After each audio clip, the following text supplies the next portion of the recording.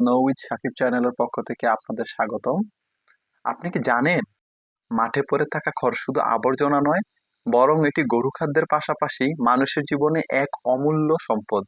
চলুন আজকের এই ভিডিওতে খড়ের কিছু অজানা ব্যবহার জেনে আসি। গরুর জন্য খড় একটি গুরুত্বপূর্ণ রুক্ষ খাবার। এটি গরুর পাচনতন্ত্র সচল রাখতে সাহায্য করে। ফসল কাটার পরে যখন তাজা ঘাস কমে যায়, তখন খড় হয়ে ওঠে গরুর প্রধান খাদ্য। খড়ের সাথে ইউরিয়া বা মোলাসেস ব্লক মিশিয়ে খাওয়ালে গরুর পুষ্টিমান বেড়ে যায়। এতে দুধ ও সুন্দর ও গাঢ় হয়। গ্রামের বেশিরভাগ গোয়ালঘর খড়ের ব্যবহার দেখা যায়। এতে গোয়ালঘরে গরমে ঠান্ডা ও শীতে উষ্ণ থাকে। এছাড়াও এটি সস্তা ও পরিবেশবান্ধব উপকরণ হওয়ায় সবাই ব্যবহার করতে পারে।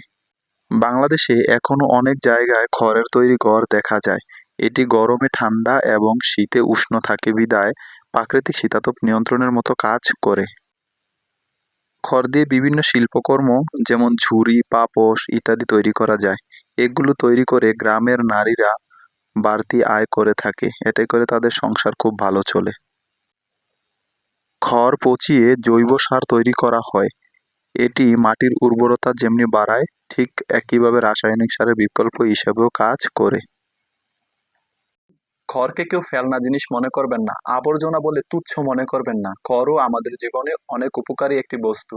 এটি কৃষির যেমন সহায়ক, তেমনি মানব জীবনে এর গুরুত্ব অপরিসীম। এছাড়াও খড়কে পশু খাদ্য হিসেবেও স্বীকৃত করা হয়েছে। যখন আমাদের ঘাসের অভাব থাকে, তখন আমরা খড়কে পশু খাদ্য হিসেবে বিবেচনা করে থাকি। এতক্ষণ ভিডিওটি দেখার জন্য আপনাকে ধন্যবাদ। আশা করি এই তথ্যগুলো আপনি আপনার প্রতিবেশীদেরকেও জানিয়ে দিবেন। আসসালামু আলাইকুম। ততক্ষণে ভালো থাকুন, সুস্থ থাকুন।